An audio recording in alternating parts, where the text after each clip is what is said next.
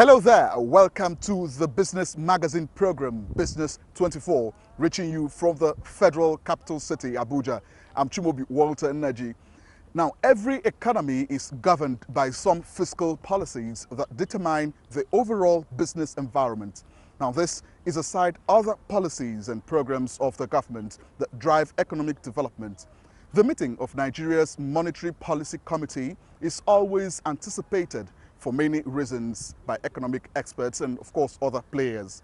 And so, when the committee met in Abuja on the 24th and 25th of July 2018 and resolved to hold all key monetary policies as it first announced in July 2016, analysts have not stopped talking about the decisions. What are the implications of the committee's resolution on the economy, especially in view of changing global economic indices? That we shall interrogate in the course of the program. We also have our regulars segments on the edition, which include moving Nigeria beyond oil, export tips, as well as a review of the capital markets. Now, our CEO of the week is a woman whose passion for education is quite unwavering. Stay tuned and you will find out who she is and, of course, what she's been up to. That's our lineup for this edition, all packed for your delight. Thank you again for joining us. Welcome back. The Monetary Policy Committee of the Central Bank of Nigeria rose from its 262nd meeting, retaining all key parameters. Of course, the committee had its reasons for taking that decision, one of which is to protect the gains of the economic recovery agenda of government. Now, with inflation rate dropping for the 14th consecutive quarter and a positive economic outlook for the remaining half of 2018, Kunle Adeye in this report brings us an expert analysis of matters arising from that meeting.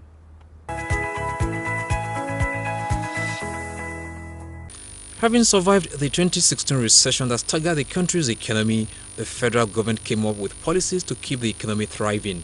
Since then, different economic indices indicate that the recovery has been sustained since 2017. Recently, though, the Monetary Policy Committee released its latest report, which shows that Nigeria's economy is on the upward swing. Details of the report reveal that though there were no changes from the previous one, the global outlook to the local economy remains positive. Data from the National Bureau of Statistics indicate that the gross domestic product grew by 1.95% in the first quarter of 2018 at 2.1% and the contraction of 9.1% in the preceding and corresponding quarters of 2017.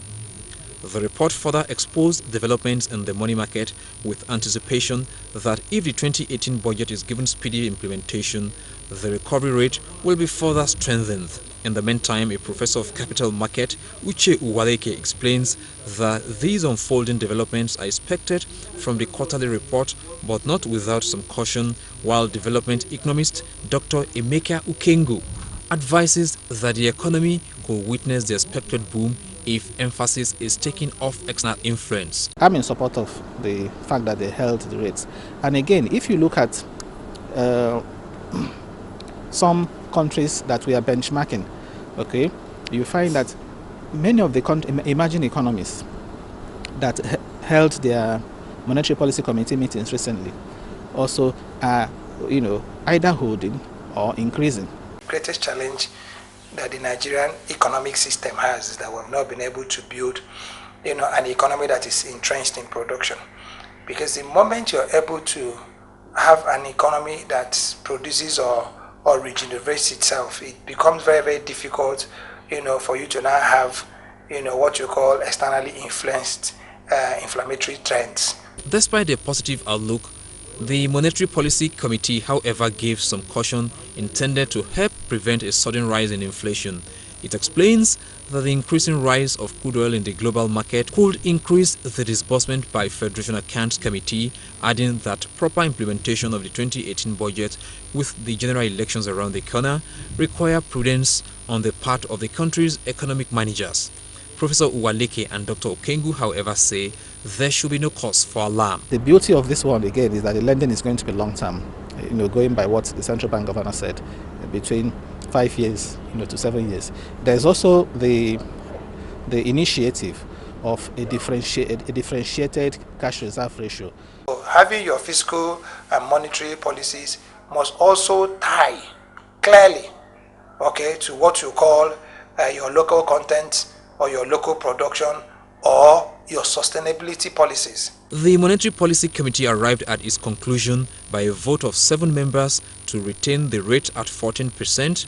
2 members voted for 50% increase, while 1 voted in favor of 25%. Kunle Adeyeye for Business24. Now, Nigeria's population, according to the United Nations estimate, stood at 196 million as of July 2018. Of course, this figure constitutes 2.57% of the global population, with 79 million of that number set to be the youth population. Now, keeping them gainfully engaged has become a matter of priority for both governments and the private sector. We met with officials of Youth Employment and Social Support Organization based in the Federal Ministry of Finance and asked them the plan for these youths. The world's unemployment level growing astronomically, especially in developing countries. Today, Nigeria has developed measures to reduce the negative impact of this through the introduction of social safety nets targeted at engaging the youths through skills that prepare them for the workplace. Since inception, the National Safety Net Program of the federal government under the Youth Employment and Social Support Operation YESO has empowered over 7,000 unemployed youths across 8 states in the country. The program seeks to fill the gaps in the country's unemployment index through vibrant partnerships with states. National Coordinator NASCO says the program intends to achieve the federal government's target in the area of inclusive government through social investment programs. These were his comments at the 2018 quarterly meeting of the organization. The view of the National Social Safety Net Coordinating Office, NASCO, which is the office responsible for supporting YESO and the other 3 projects of CSDP and NCTU. YESO has been doing a very good job. It is worthy to note that the social register that NASCO now manages started with YESO, and they've developed the register across 8 states before NASCO came on board. And so they've done a wonderful job. The acting national coordinator of YESO, Mrs. Hajira Sami, enumerates the goals of the 7-year program. They include a nationwide coverage of the 36 states of the nation, provision of skills to the extremely poor in the society, life tips and education for the poor, as well as the provision of monthly stipends to economically assist the poor. The main component is managed at the federal level as well as the state coordinating units. The units are basically meant to coordinate the programs, the interventions, and put in place a social safety net systems, which hitherto was not available in the country. By way of designing all the management tools and instruments and the targeting system, in getting these poor and vulnerable households onto our database so that they can be used for any interventions by the government and by other interested stakeholders. Let's now hear feedback from different zones in the country on the impact of the program. Coordinator from the Northeast Zone and that of the Cross River State in the South-South region give us their assessments. Is the worst hit in terms of the problem of insurgency. And in fact, YESO, we started late, but we have achieved quite a lot. This is all about putting smiles on the face of people who are devastated as a result of the Boko Haram insurgency. Almost in Borno, almost all livelihoods were destroyed and most of the infrastructures were not there until when this administration came in and started this program. And when we started ESO in Borno, we have now reached a level where we can say we have achieved quite a lot because the state government and the FOCU and federal government were very much in support of all that we have been doing, and our people were now registered, and we have about 2,643. Okay, incidentally, we are the only state in the South on this program, so we are actually very privileged. We have done so well so far that because the important thing is for you to get into the social register. Before you can get any intervention on your people, you must be on the register, and we are very elated that we are on the register. For now, we have up to about 18,000 households on the social register. And with that, there's a level of intervention, different levels that has been going on in my state. So we are privileged. Despite these gains and how impactful they have been, some concerned parties are of the opinion that the federal government's social safety programs can achieve more, especially in the country's rural communities. In Abuja, Chimobi Walter Nnaji for Business 24.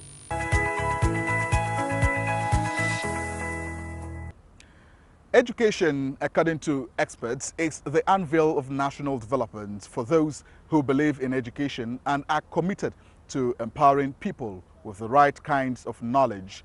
Education is key. Now, in this segment, Comfort Amodu spoke with the Executive Director of Voyage International School, Abuja, on the business of education. We present to you our CEO of the Week.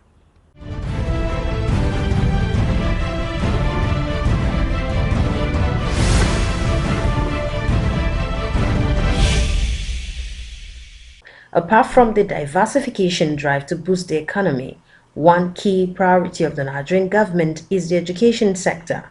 This is because education is power and can build a sustainable future for the young and old, especially children. For those who value its efficacy, costs, distance, and even religion factor becomes inconsequential when in pursuit of quality education. Voyage International School, located in Kaura District, is one of such schools positioned in the Federal Capital Territory, Abuja, to instill world-class education in pupils and students.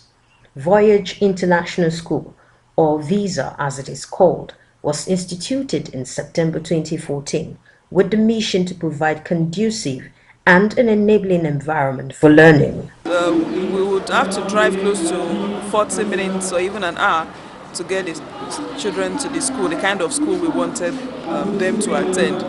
So having gone through this for a while, we told ourselves, sorry, this is not interesting. As directors, we studied education and we've been operating at the tertiary level before now.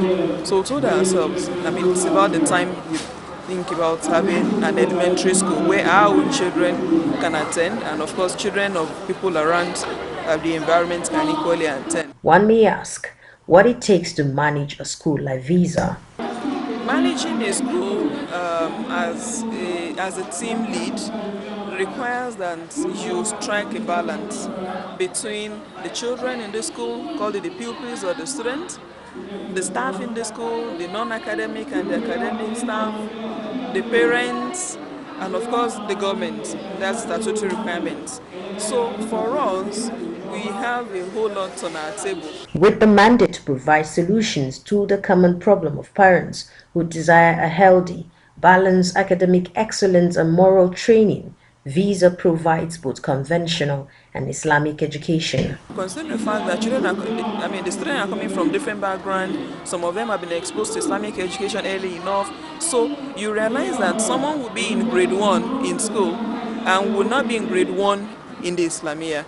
So we ensure this is checked and every child is placed where he or she would learn best. Over the years, VISA has grown from the scratch to over 300 capacity. So of course I can tell you that it's not been easy, but thank God we are pushing it. I have the hostel accommodation in the school, so we have the boarding facility. We have children from Lagos, from within Abuja, from Kogi, from Kaduna, from Kano, from Borono. So we have, I mean, in the boarding house. So we have quite people. In fact, you can conveniently say all the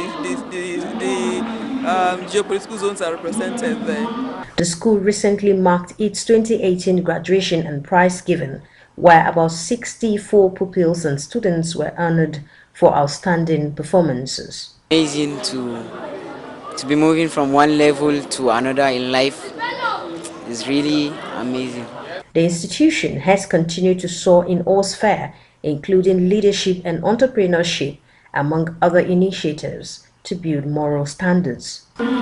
So what it means is we must not only ensure that there is teaching taking place in the classes, learning is equally taking place. And another very important part is you do not just only have to do the right thing in the classrooms. The parents must see you to be doing the right thing. They must see the impact. They must know what to look out for to be called the impact.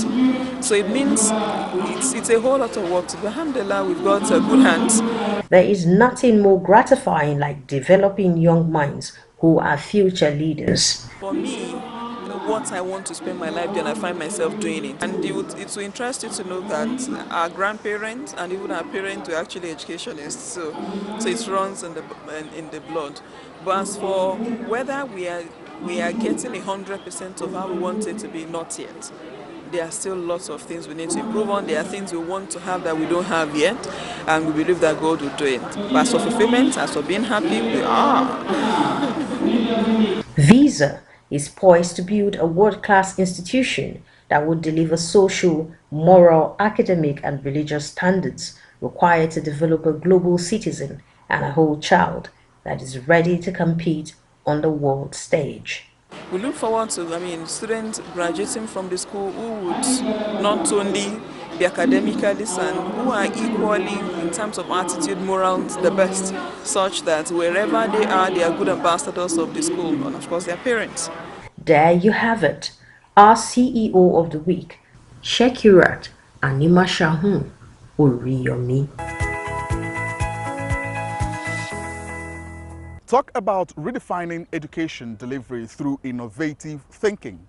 After acquiring such quality education and you decide to join the rising number of exporters from Nigeria, you will require some export tips from our in-house expert, Femi Boyede.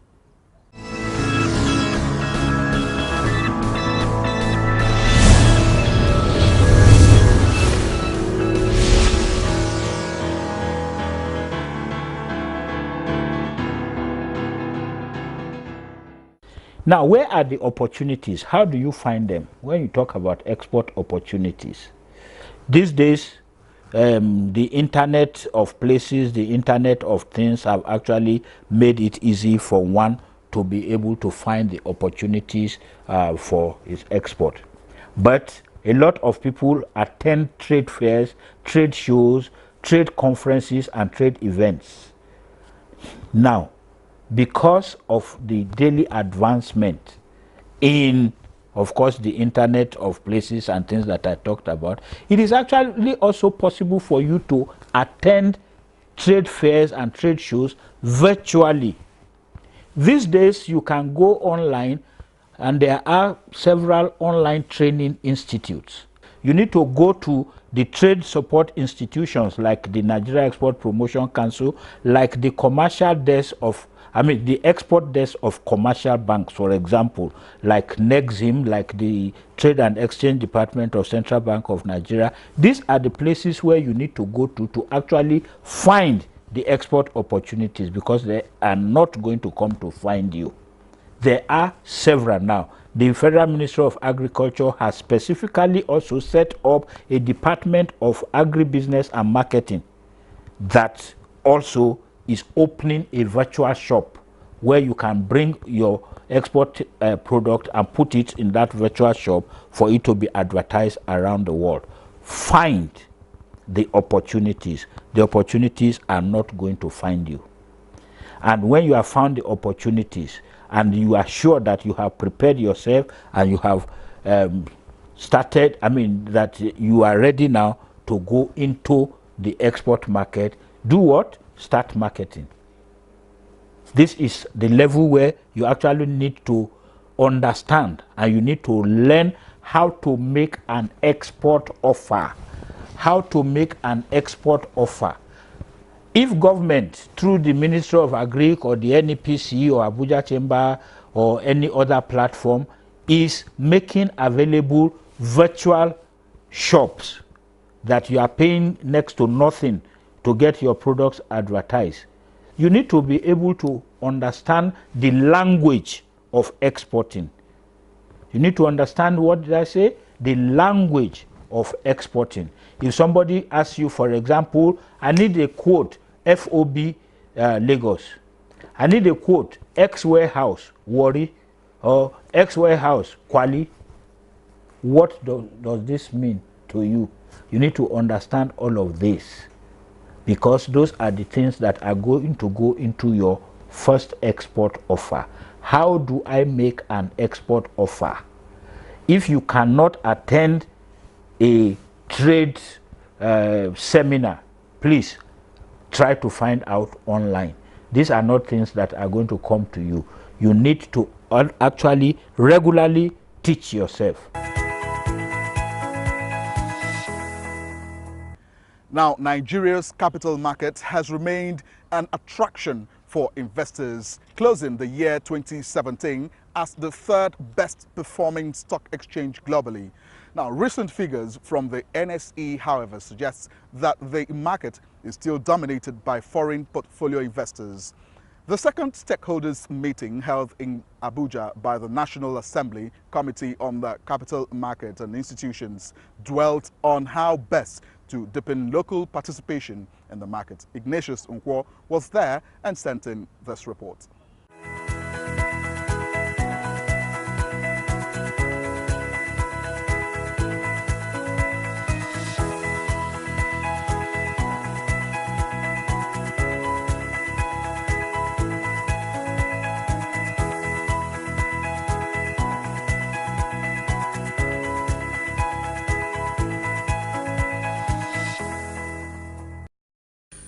The forum made up of members of the National Assembly, the Nigerian Stock Exchange, Securities and Exchange Commission, Debt Management Office, and major actors in Nigeria's capital market was in furtherance of the legislative agenda of the 8th National Assembly on strengthening Nigeria's economy. The focus of this meeting, organized by the joint committees of the National Assembly on capital market, was on how to reposition the capital market towards the growth of Nigeria's economy. The interaction brought to the fore measures that will enhance the full utilization of the capital market, boost investors' confidence, while looking at areas that need legislative intervention. We need a robust capital market, because when funds, long-term funds, flow into the capital market, then new businesses will be created. I wish to reiterate the need for continued collaboration between the organized private sector and relevant committees of the National Assembly in our resolve to ensure meaningful national growth and development. The government of Nigeria issued 100 billion sukuk to finance 25 road projects, and also issued 10.79 billion green bonds to finance afforestation, renewable energy, and provision of clean energy. The National Assembly Committees on Capital Market observed that Nigeria urgently needs a robust capital market that will provide funds for firms and investors, while Debt Management Office stressed the need for a stable long-term loan for entrepreneurs, which should significantly come from the equity market. There's, however, room for innovation, increased depth and efficiency of the capital market. We need to prioritize agriculture and other non-oil sector cannot be overemphasized, and the position of the capital market as a major driver of this plan is central. Well, this stakeholders forum provided the needed synergy between members of the National Assembly and operators in the capital market. The inaugural edition took place on the 21st of June 2016.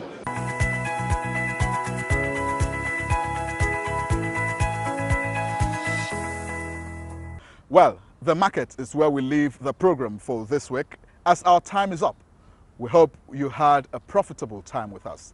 Don't forget to keep your mails coming.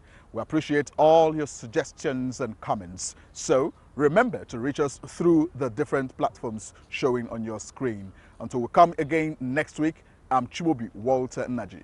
Bye for now.